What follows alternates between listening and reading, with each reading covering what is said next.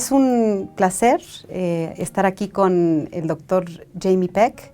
Jamie es geógrafo económico y urbano, es profesor investigador de la Universidad de British Columbia en Vancouver y actualmente nos está visitando dentro del marco del segundo coloquio estudiantil de Demografía, Población y Estudios Urbanos. Y bueno, aprovechamos su visita, aprovechamos la ocasión para hablar un poco sobre, digamos, la trayectoria que ha tenido él, que es una trayectoria muy impecable, dentro de los estudios urbanos. Y la idea es que nos comparta la manera en que el campo de los estudios urbanos ha cambiado y después hablaremos un poco del contexto actual, digamos, de los grandes debates que existen ahora en el campo de los estudios urbanos, que son debates muy, digamos, muy importantes y que quizás cambien un poco la trayectoria de este campo. Entonces, we'll start with a little bit of the history, as you've seen it and as you've experienced it, the history of urban studies. Obviously, it's going to be more from perhaps a geographical perspective. Mm-hmm. But you know, since you were a student, where was the study of the urban, of cities, and how has it changed in the last 3 or so decades? Okay, I think the field has changed enormously. I entered it from geography in the mid-1980s. That was a time when urban study was dominated by radical political economy, a series of changes of arguments around the transformation of cities after the deindustrialization of northern cities, the rise of urban unrest and new social movements and all kinds of challenges of funding infrastructure and so on. And so there was an interdisciplinary field formed around those questions in the late 1960s and 70s.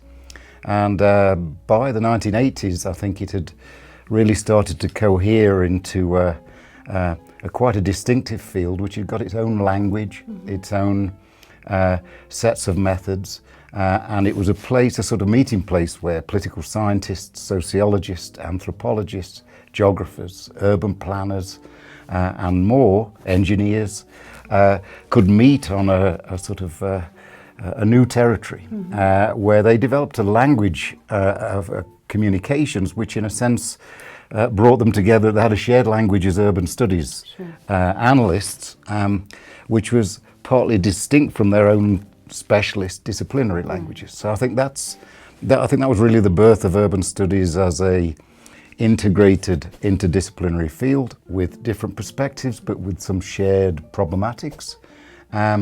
And this shared language, which you found in the major journals, which in a sense started to speak the language of urban studies rather than a set of disciplinary languages. Mm-hmm. And I think that that kind of cohesion in the field and its concern with a set of animating problems and challenges really made for quite a tight field, even though it was made up of many different disciplines. Sure. And the dominant figures of that time, David Harvey, mm-hmm. Saskia Sassen, Ed Soja, and others were, I think, building an approach to urban studies which was inherently critical, mm-hmm. In some respects quite radical, and it took the issues of social justice and economic transformation and so on very seriously as its main concern. Sure. And you studied, so you've had, geographically, you've had experiences with academia in the US, in Canada, and also in the UK. As a student in the UK, you then moved to the US and then to Canada, I understand. Mm-hmm. Did you notice also that there was a geography to the study of the city? Mm-hmm. And if so, what was the nature of that geography, of those concerns about how to approach the study of right. the urban? Mm-hmm.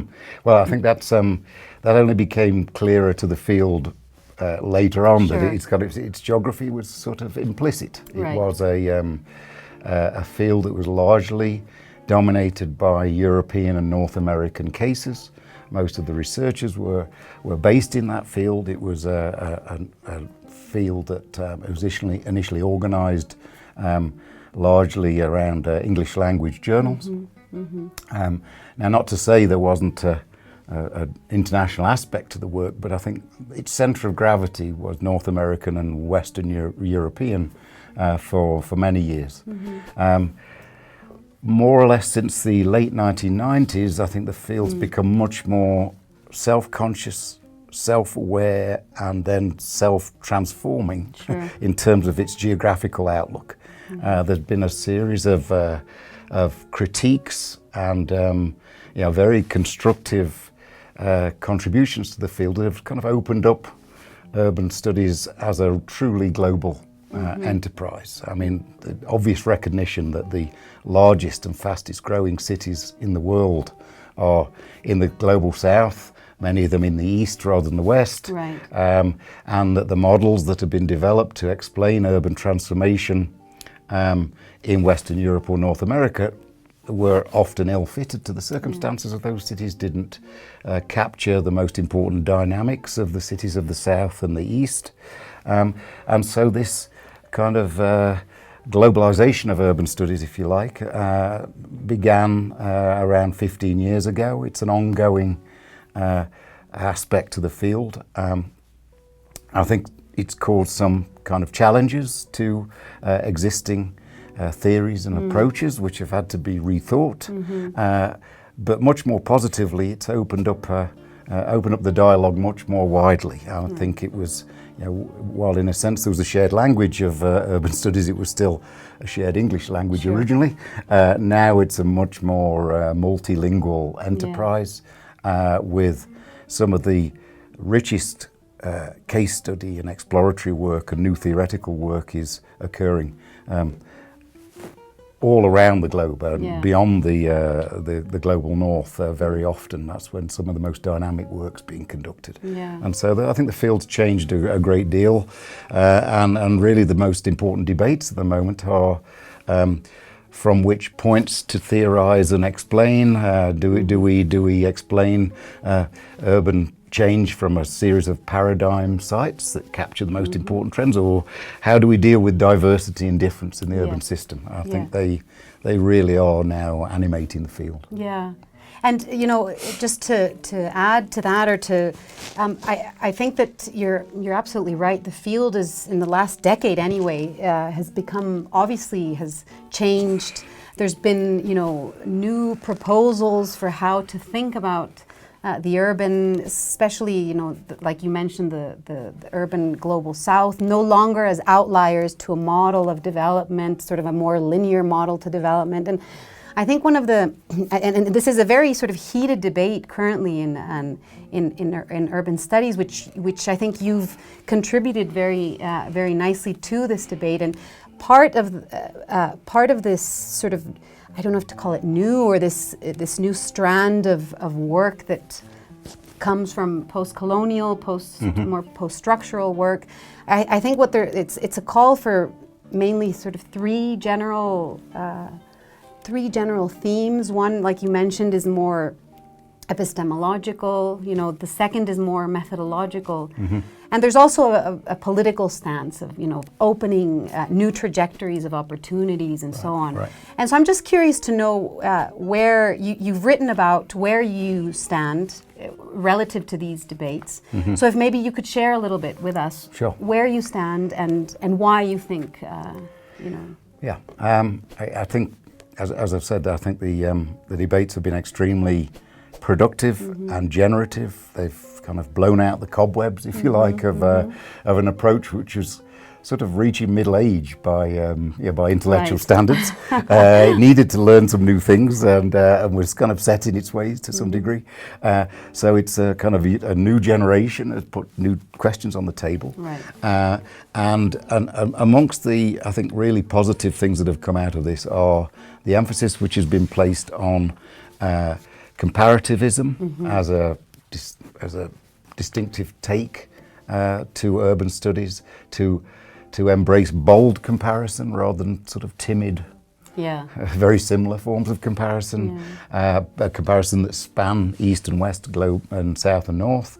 And this is really to move entirely away from that old modernist developmentalist paradigm that suggested that a category like third world cities somewhat captured something, that all cities were on some escalator to the same future.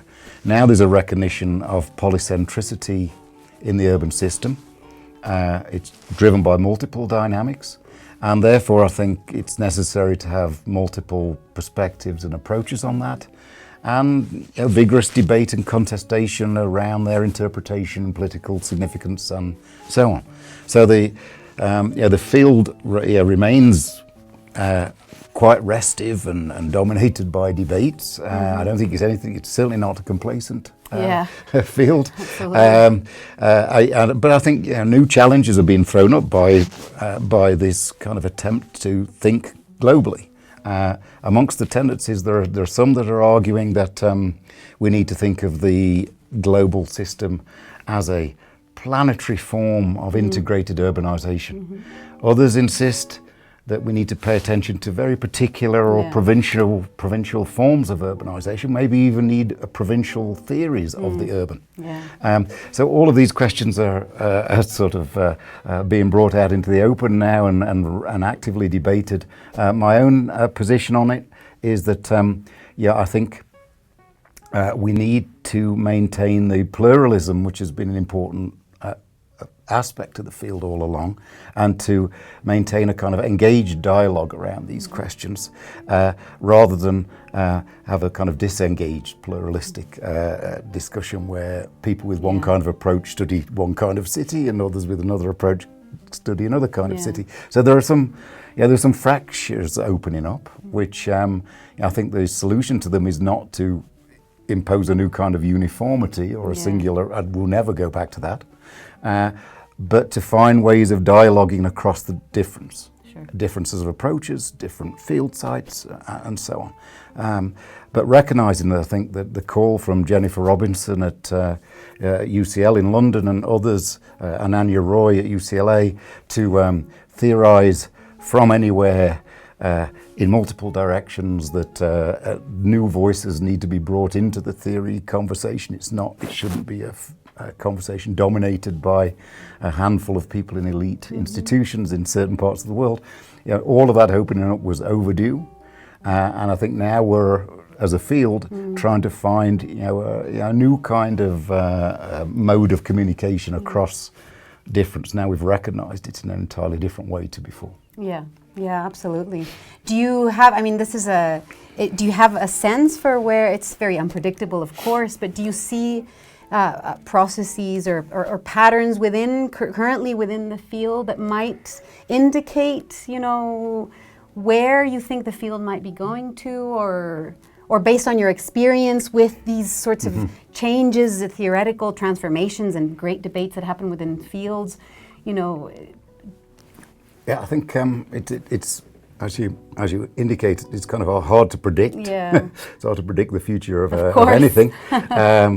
But I think we're at the moment in the debates where there's been some fractures and differences and maybe some bruised egos and so on.